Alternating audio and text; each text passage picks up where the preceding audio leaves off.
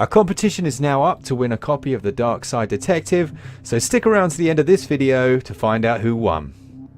So onto the Long Reach review. As a huge adventure game fan, I was keen to try out the Long Reach. The promotional images looked like an interesting blend of horror and adventure gaming. In many ways this is what we got. However, the game makes some serious errors along the way, which I will go through. So, does it stretch in all the right ways, or does it overreach, lose balance and fall flat on its face? Let's find out.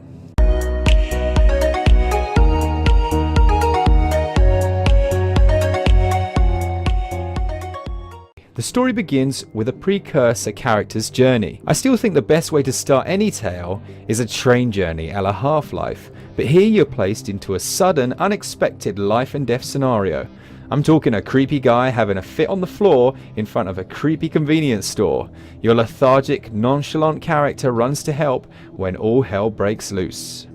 As the story progresses, you take on the role of different characters involved in a mysterious experiment that seems to have gone wrong. The cliché levels are high here, but the story and art style do go hand in hand. My biggest gripe with the story is the hit and miss writing. A game such as this, especially one with no actual speech, lives or dies on the level of the writing. Here there are several really unusual lines of dialogue that are just poor choices in my opinion. They are often quite childish in nature, perhaps intended to land in a comedic fashion, but they very often miss the mark. It kind of reminds me of my Indian brother-in-law when he tried to first learn English. And he came out with the line, "I've got creamy crackers, Mark." Now I think he was intending to say I'm cream crackered as in I'm knackered, Cockney rhyme in slang, but creamy crackers sounds a bit more like some sort of filthy schoolyard game. Don't Google that. Do not Google that. Don't do it.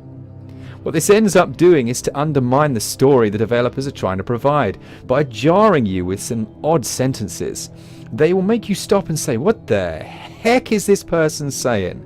It was quite irritating for me, as I love adventure games and was just so taken aback by some of the more inexplicable dialogue choices, many of which your main character can make. So I guess you have the option not to be a total dick. Luckily, some of the dialogue is good enough that the story remains interesting overall, and if I tell you anything, it's going to spoil it. Needless to say, the adventure gets quicker and the dialogue, thankfully, gets better. So the story is saved from itself in many ways. Story gets 14 out of 20. Gameplay is a take on the standard adventure game formula we have seen so many times over. Throw in a torch, some dark areas and the ability to jog. I won't call it sprint, this guy's so slow they measure his 100-meter sprint with a calendar, and you have a recipe for something interesting. The game certainly plays familiarly enough. Man, that's a hard word to say. You can choose your dialogue options using the D-pad and select these. As mentioned, some of them are just plain terrible, so to get the best version of the game, avoid any sentence that makes you go, huh? Why the heck did they even put that in there? I found when I did that, generally the whole dialogue experience flows much better. You can collect items which are stored in your inventory, which is easily accessible with the press of an X button. These items cannot, thankfully, be combined with one another, so your only worry here is where to use them and when. There are times in the game when you must hide, either to avoid someone or something, or just because the situation demands it. You can run with your Y button as mentioned, and the analog controls your movement. The shoulder buttons control the torch you get later in the game. Overall, the gameplay is quite fast paced for an adventure/horror title, and you'll rarely get stuck. Simple trial and error will solve most puzzles, and the majority of them, thankfully again, are logical. You'll meet some seriously weird characters along the way, which is good. As the game progresses, the gameplay certainly gets more unnerving, and the experience for a coward of my high ranking was a tense one. Granted, this is no Outlast level horror game, this is more the jalapeno to Outlast Scotch bonnet chili. Gameplay for me is pretty standard, but I did enjoy it, and it receives 15 out of 20. Graphics are a real strong point here. For me, a true 2D adventure just works so well with pixel art graphics. For some games, the fit seems forced, but for the Long Reach, it's like a duck to water. I was slightly amused to find a gamma setting in the options. A first for me in a 2D game, given the often dark environments. I can see why, but it isn't really necessary. The characters and backgrounds are all well drawn and have lots of nice little details which make the game have a real sense of place. From wires hanging in the background to blood-stained glass and computers flashing and beeping in the darkness. Many of you will be turned off by the 2D art style, and indeed, if you aren't a fan of 2D art, this may not appeal to you.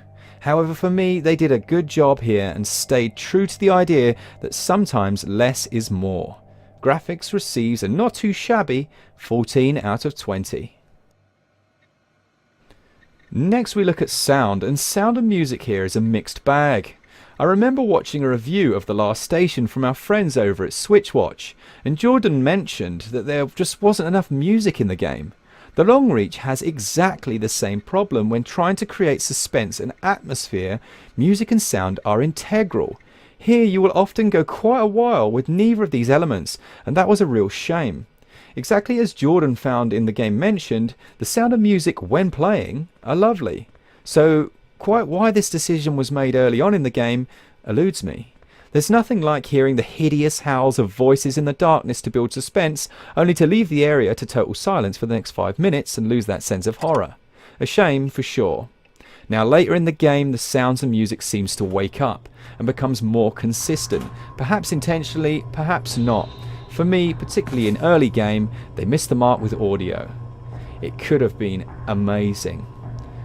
Also, later on in the game, they almost go the other way and end up playing music when there shouldn't really be any suspense or horror, and it just seems like they missed a few tricks here. For me, sound and music receives a 14 out of 20.